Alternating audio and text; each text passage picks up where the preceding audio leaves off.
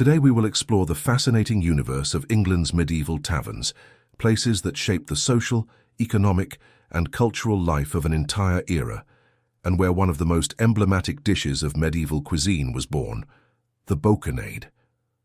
Before continuing with the video, remember to subscribe to the channel for more documentary narratives like this one. Imagine yourself walking down a narrow street of irregular stones in some English town at the end of the 14th century. The air carries the smell of smoke, animals, and something simmering slowly somewhere nearby. Houses of wood and clay lean over one another, almost touching on the upper floors, and the sound of voices and laughter escapes through the cracks of a heavy oak door. Outside, hanging from a rusty hook, a painted wooden sign sways in the wind, announcing the name of the establishment. Upon pushing that door, the weary traveller would find a hall darkened by the smoke of tallow candles and a crackling fireplace with crude wooden tables where men and women ate, drank, played dice, and exchanged stories. This place could be an inn, a tavern, or an alehouse, and although these words might seem synonymous to modern ears, in medieval England each designated a very distinct type of establishment, with its own rules, clientele, and functions. But there was something they all shared. They were the beating heart of the social life of their communities, meeting points where merchants, pilgrims, artisans, clerics, and sometimes also thieves and ruffians crossed paths. It is in this setting that the story we are going to tell unfolds. A story involving food, drink, laws, punishments, the evolution of the English language itself, and a dish of meat slow-cooked with herbs and spices that spanned centuries in culinary manuscripts across medieval Europe. To understand what a medieval tavern was, one must first understand the context in which it existed. Until around the 11th century, a traveller traversing the roads of medieval England depended almost exclusively on the hospitality of monasteries or private homes to find shelter, food, and a place to rest. Monasteries scattered throughout the territory offered a bed and a meal to pilgrims and travellers as part of their Christian mission of charity. Private homes, especially in smaller villages and hamlets, also opened their doors to outsiders, sometimes charging a small amount, sometimes offering welcome for free, following the custom of hospitality that was considered a moral duty in medieval Christendom. However, as trade expanded and commercial routes became busier, this informal system could no longer meet the growing demand. Merchants transporting fabrics, wool, spices, and other goods needed reliable places where they could store their merchandise, stable their horses, and rest safely. It was from this practical need that the commercial lodging house, the inn, was born, giving rise to one of the oldest professions in the world, that of the innkeeper. Inns occupied the top of the hierarchy among establishments offering food and drink in medieval England. They were generally the most sophisticated, best structured, and most expensive places. A typical late Middle Ages inn consisted of a main hall, a kitchen, a stable for guests' horses, storage rooms for goods, and several sleeping chambers, in addition to the residence of the innkeeper and his family. Many were built around internal courtyards with galleries and possessed imposing facades facing the street, designed to impress wealthy travelers and draw them inside. They were generally located near city gates or at strategic points along main roads, often at a distance of about 20 miles from each other, the equivalent of a day's walk, so that a traveller could find shelter at nightfall. Some were founded by religious or educational institutions to accommodate pilgrims, merchants, and members of the nobility in transit. The famous Tabard Inn in Southwark, on the outskirts of London, was originally built by the Abbot of Hyde so that he and his brethren would have a place to stay when they were in London on business. This same inn would be immortalised by Geoffrey Chaucer in his Canterbury Tales, written between 1387 and 1400, which contains one of the first references to a real and named inn in English literature. In Chaucer's narrative, it is at the Tabard that all the pilgrims gather before setting off south toward Canterbury to visit the shrine of St. Thomas Becket. Chaucer describes the owner of the inn as an excellent host who served his guests the best dishes and strong wines that left them very satisfied. In their early days, inns functioned similarly to modern bed and breakfasts. They offered food and drink, but only to guests who were actually staying there. A traveler who did not intend to stay overnight could not simply walk in and order a meal. Over time, however, many innkeepers realized there was good money to be made from the sale of food and drink, and they began to open their doors to those who merely wished to eat and drink without necessarily staying the night. This model resembled that of a restaurant inside a hotel, a concept that persists to this day. Research by historian John Hare has revealed that innkeepers were prominent members of society, a crucial part of the country's economic infrastructure in an era of growing commercial specialization. Their inns functioned not only as places of lodging, but also as trade centers where products as diverse as fish, ale, wine, and cloth were traded. Below the inns on the social scale were the taverns. If the inn was primarily a place to sleep that also offered food and drink, the tavern was its opposite, a place to eat and drink that generally did not offer lodging. Taverns emerged as establishments dedicated primarily to the sale of wine. They were run by vintners, men who produced or imported wine and catered to a predominantly urban and higher-class clientele. Wine, at that time, was considered a superior beverage to ale, and for this reason, taverns enjoyed greater social prestige than humble alehouses.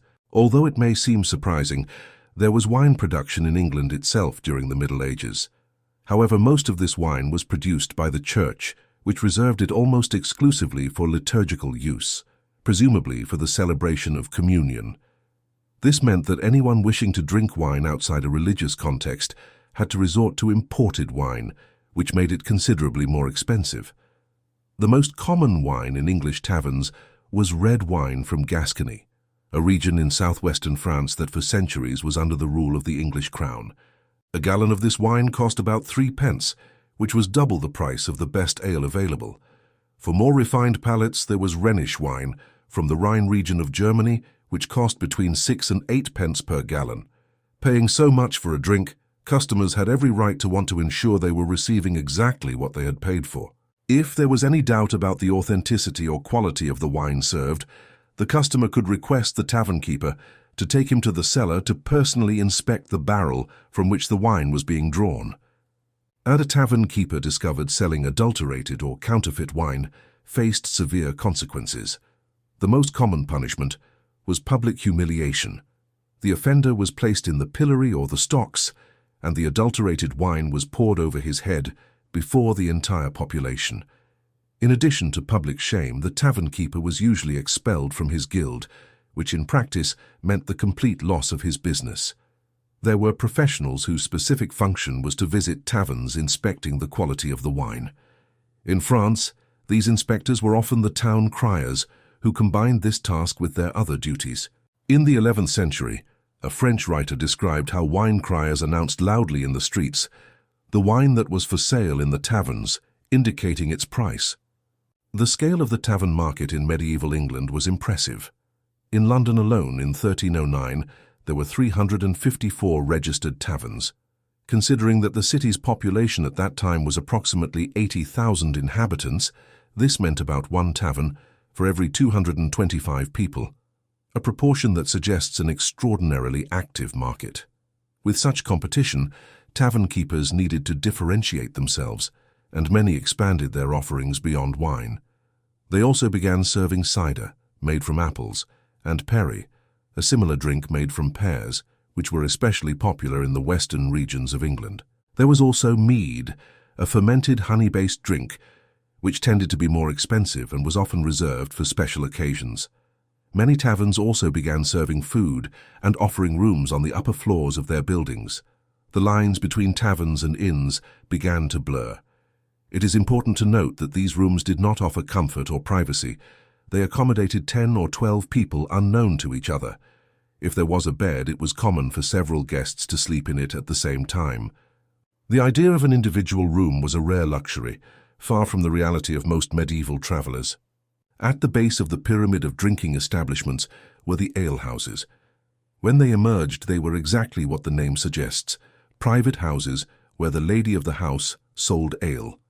The process was simple and organic. A woman would brew a large batch of ale for her family's consumption. Ale in the Middle Ages, especially before the introduction of hops as a preservative, had a very short shelf life, lasting only 1, 2, or at most 3 days before spoiling. Any amount the family could not consume had to be sold quickly. When there was ale available for sale, the woman would place a pole or a broom outside the door, and this visual signal informed the neighborhood that fresh ale was for sale there. Over time, some of these houses began to serve food, albeit of inferior quality to that found in more sophisticated taverns. Despite their informal character, alehouses were rigidly controlled because ale was an essential food in the medieval diet. In an era when drinking water was often unsafe for consumption, ale represented a safer and more nutritious alternative, a significant source of calories for much of the population, including men, women, and children. This concern for the quality and accessibility of basic foods led to the enactment, in 1266 during the reign of Henry III, of the Assize of Bread and Ale, the first law in British history to regulate the production and sale of food. The legislation established strict standards for the price, weight, and quality of both bread and ale manufactured and sold throughout the kingdom. The mechanism was ingenious. The price of ale was linked to the price of wheat, barley, and oats. When the price of grain rose, the permitted price for ale was also adjusted, ensuring that brewers could cover their costs without exploiting consumers. The law also created the figure of the ale conners, annually elected officials, whose job was to visit establishments tasting the ale and verifying if it was of good quality and sold at fair prices. The punishments for those who violated the assize were severe. An offending brewer could be sentenced to the pillory without the possibility of a pardon through payment. For female brewers, punishments included the tumbrel, a cucking stool, an instrument of humiliation in which the offender was tied to a chair and dipped repeatedly into a river before the entire community. It should be clarified that this trebuchet was not the large medieval war machine used to hurl projectiles against walls, but a smaller version designed specifically for punishment by immersion. The assize remained in force for nearly 600 years, being formally repealed only in 1863, making it one of the longest-lasting commercial laws in England's history. But what exactly was eaten in these establishments?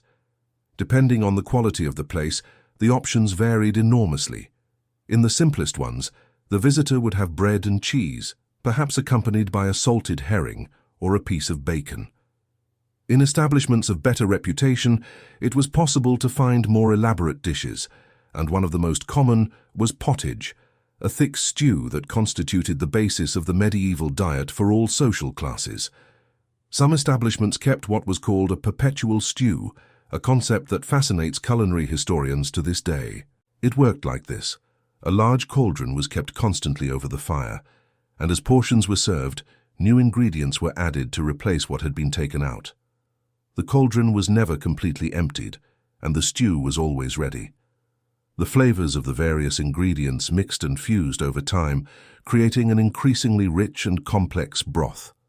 The cauldron was rarely emptied entirely, except in preparation for the weeks of abstinence during Lent, when the consumption of meat was prohibited. While a hare, a chicken, or a pigeon lent the broth a robust flavor, the taste of salt pork or cabbage could persist for days or weeks. The tradition of the perpetual stew was not restricted to the European Middle Ages.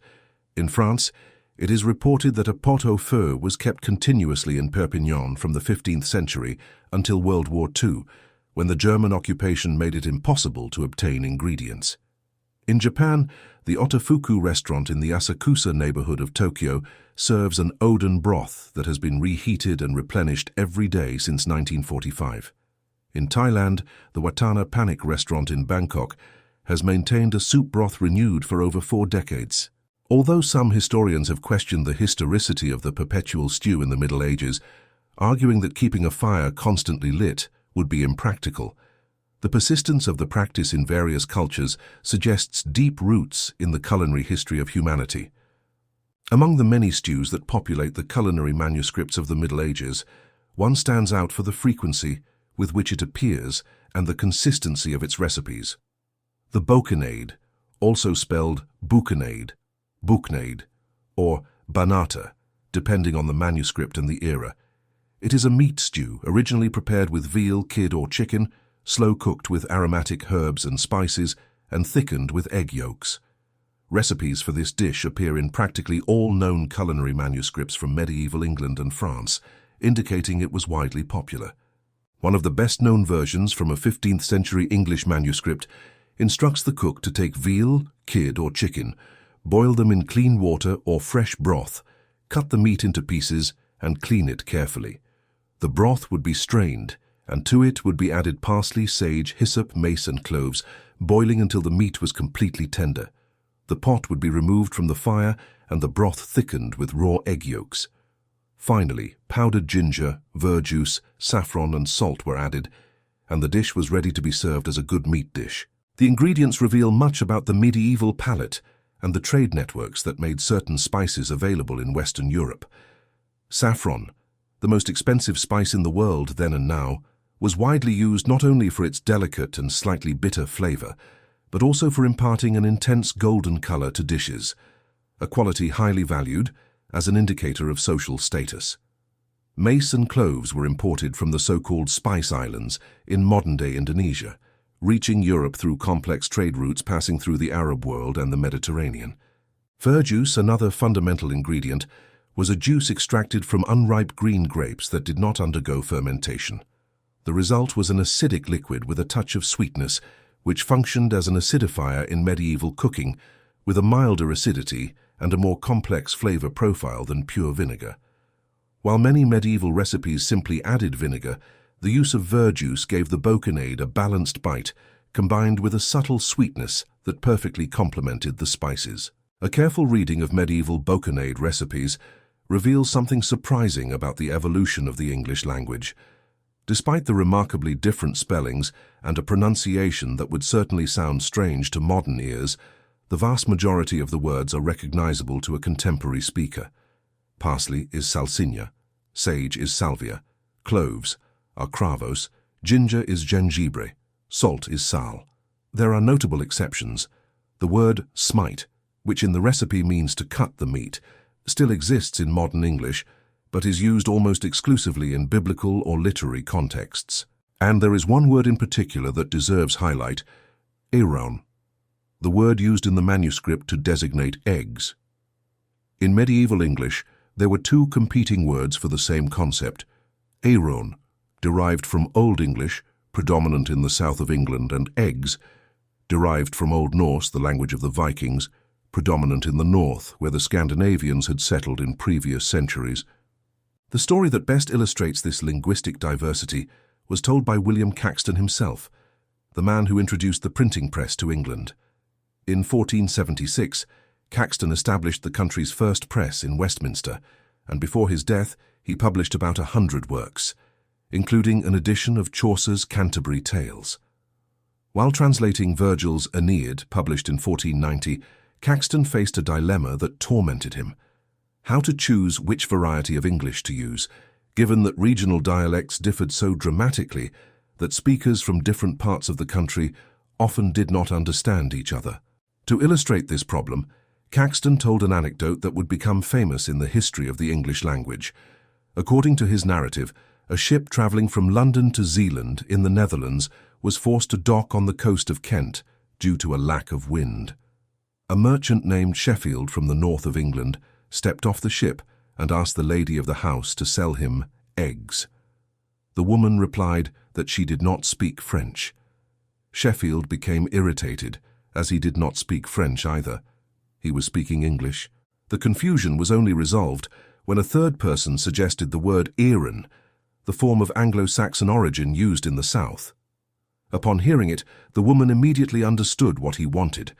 Caxton, after narrating the episode, expressed his consternation.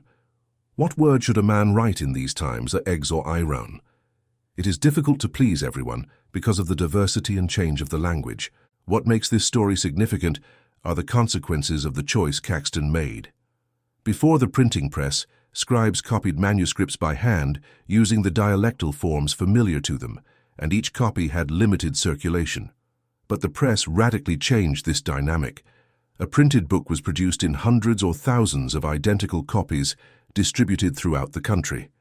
It was necessary to choose a single linguistic form understandable to the greatest possible number of readers. Caxton opted for the London dialect and chose eggs instead of iron. By fixing this form in metal letters and distributing it on a large scale, Caxton was not simply recording English, he was determining how English would come to be. The words he chose were read by thousands of people, reinforcing certain variants over others and contributing decisively to the process of standardization that would transform medieval dialects into modern English. It is a delicious irony that the word we use for eggs owes its form to the pragmatic decision of a 15th century printer. Caxton's choice also had profound implications for the way recipes were recorded and transmitted. Before the printing press, culinary recipes were preserved in hand-copied manuscripts, and each copy could present significant variations in vocabulary, spelling, and even the ingredients themselves. With printing, recipes began to be fixed in a more stable and standardized form, facilitating their dissemination and preservation over time. It is thanks to this process of fixation by the press that many medieval recipes, including the bocconade, have reached us in reasonably consistent forms, allowing culinary historians to recreate them with a reasonable degree of authenticity. Without the press of Caxton and his successors, it is possible that many of these recipes would have been lost forever in the mists of time, victims of the deterioration of manuscripts and the fragility of oral transmission. Let us return now to the taverns and the dangers that lurked for their patrons. Although respectable and well-managed establishments existed, the general reputation of taverns was often grim. Gambling, excessive drinking, and prostitution were constant companions, and historical records are full of examples of misadventures. The Bedfordshire coroner's rolls, dating from 1276, document the case of Osbert of Elstow, who left a tavern in Bedford around midnight on a May night. Osbert was drunk and, according to the record, disgustingly gorged with food. Upon arriving home, he fell onto a stone, hitting the right side of his head with such violence that his skull was completely shattered. The record concludes that he died by misadventure. In another record from 1272, a man named Ralph left a tavern and was approached by 4 individuals who asked if he was drunk. Ralph replied insolently, and one of the assailants stepped forward and struck him in the head with a poleaxe, war axe, causing a wound so severe that blood and brains gushed out. Ralph lost his speech and died the next morning. The type of ruffian who attacked Ralph was exactly the kind of person who could often be found in the taverns themselves. However, despite this terrible reputation, practically all layers of society frequented them, including members of the clergy, a practice severely criticized by ecclesiastical authorities. A letter from approximately 1200 shows an archdeacon writing to a rural dean expressing concern about chaplains who frequented taverns, where they maintained improper associations with laypeople, justifying those who said that priests were no different from the laity. The archdeacon orders the dean to correct this situation, so that in the future it cannot be said that because of his negligence, such behaviors were tolerated.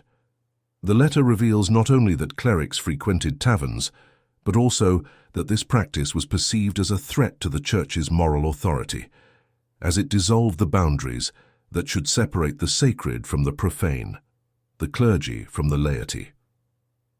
Another medieval letter illustrates how gambling in taverns led to ruin. In it, a man who lent money to the friend of an acquaintance tries to recover his investment, but discovers that everything was lost on the dice in a tavern. The creditor describes the debtor as an inveterate gambler who loses everything, even losing his undergarments. He warns his intermediary not to hand over any more money so as not to lose what should be used to pay the original debt. The preparation of bocconade required patience, but was not particularly complex. The meat, with the bones, was placed in a large pot and covered with water or broth. The pot was brought to a boil and then kept on low heat. It was important to remove all the foam and impurities that formed on the surface. After about an hour, when the meat easily detached from the bones, the cook would remove it and cut it into smaller pieces. The broth was strained and returned to the pot with the meat, finely chopped parsley, sage and hyssop, mace and cloves. The mixture was slow cooked with the pot covered for another 1 to 2 hours, until the meat reached the desired tenderness. The most delicate stage was the addition of the egg yolks, which functioned as a thickener. If added directly to the boiling broth, they would coagulate immediately, forming undesirable lumps. The correct procedure was to remove the pot from the heat, let it cool slightly, and gradually add the warm broth to the yolks while they were beaten vigorously, a process known in modern cooking as tempering. This mixture was then incorporated into the broth, thickening it uniformly and giving it a silky texture. Finally, ginger, saffron, salt, and verjuice were added. The result was an extraordinarily aromatic stew, very different from any modern meat stew. The combination of saffron, cloves, mace, ginger, and verjuice created an unmistakably medieval flavor profile. It is important to note that bocanade, like many medieval dishes, was prepared for relatively immediate consumption. The presence of egg yolks as a thickener meant that the stew did not handle reheating well. The yolks tended to coagulate, forming small visible lumps and losing their ability to thicken the broth uniformly. Although the flavor remained essentially the same, the appearance and texture changed. This technical detail makes bocanade an unlikely candidate for the perpetual stew cauldron, making it more likely that it was prepared in fresh batches, to order, or in quantities calculated for consumption in a single meal. There was a fascinating contrast between bocanade and the simple pottage of a modest alehouse. While bocanade required expensive ingredients like saffron, mace, and cloves, a simple pottage could be made with nothing more than water, some vegetables from the garden, and perhaps a salt pork bone for flavor. This difference in ingredients directly reflected the difference in price and clientele between the types of establishments. Bocanade, with its oriental spices, would be more likely to be found in a tavern frequented by merchants and members of the gentry. The persistent controversy over which might be the oldest pub in England involves dozens of establishments. The George Inn in Norton St Philip is often cited as the oldest inn still in operation. Ye Olde Trip to Jerusalem in Nottingham has claimed the title since at least 1910, although historians point out that it is probably not even the oldest in the city, an honour that possibly belongs to the Bell Inn from the mid-15th century. In Norwich, the Adam and Eve has functioned as a tavern since 1241. The Porch House in Stow-on-the-Wold claims to date from 947. The problem is that many claims are based on elastic definitions. Sometimes a single original stone survived while everything else was rebuilt. Other times there was an inn on the site centuries ago, but the use was interrupted. It is the paradox of the ship of Theseus applied to the history of English pubs. If every stone, every board, every tile has been replaced over the centuries, is it still the same establishment? Modern pubs in England are, in a way, direct descendants of those medieval establishments, carrying in their very name public house, the memory of their origin as houses open to the public for the sale of ale. The culinary heritage also finds echoes in contemporary gastronomy, although the specific flavors of bocanade have been largely forgotten. The combination of oriental spices with slow-cooked meats was gradually replaced by simpler flavor profiles. Medieval pottage gave rise to the universe of soups and stews we know today, but lost its spices and verjuice in the process. The technique of thickening broths with yolks survived in preparations like hollandaise sauce, but disappeared from everyday stews. The spirit of the medieval tavern, as a space for meeting and sharing, remains alive and recognizable. When we enter an English pub, a cozy restaurant, or any place where people gather around a table to share a meal and a conversation, we are perpetuating a tradition that dates back centuries, shaped by the laws of medieval kings, the linguistic choices of a pioneering printer, and the thousands of anonymous tavern keepers and cooks who fed generations throughout the Middle Ages. Medieval gastronomy was much more sophisticated than we usually imagine. Far from the caricature of kings tearing off pieces of meat with their hands, the reality was one of complex and refined cooking. Bocanade is a perfect example.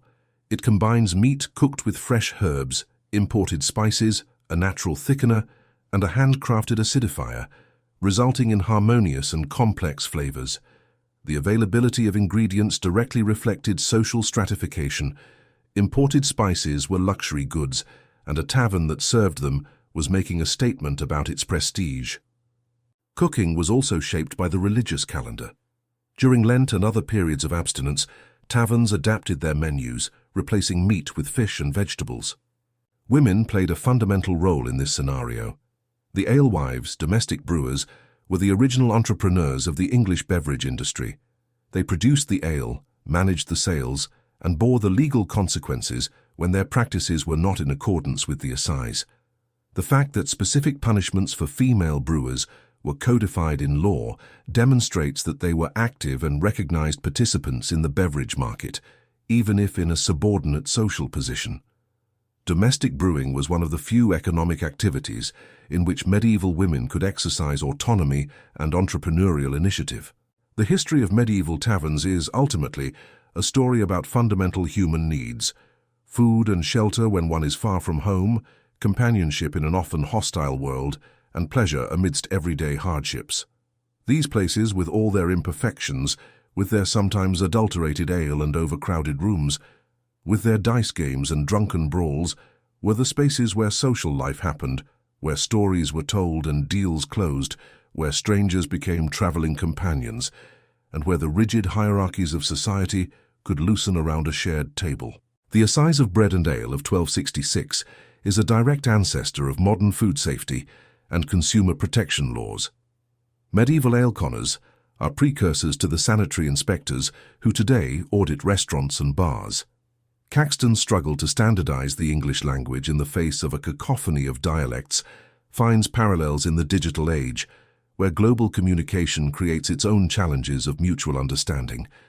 And Bocanade, with its flavors of saffron and verjuice, reminds us that culinary curiosity and the pleasure of a good meal are human constants that transcend the centuries. Each bowl of medieval stew, each law regulating the price of ale, each anecdote about a merchant who could not buy eggs in a different region of his own country teaches us something about the human condition and the paths by which we reached where we are. And speaking of paths that never end, if this narrative has awakened in you the curiosity that moves those who dig through the records of the past in search of forgotten stories, if the imaginary aroma of saffron and verjuice has awakened the desire to know more about the flavors, the laws and the characters that shape the world we inherited, then consider subscribing to this channel.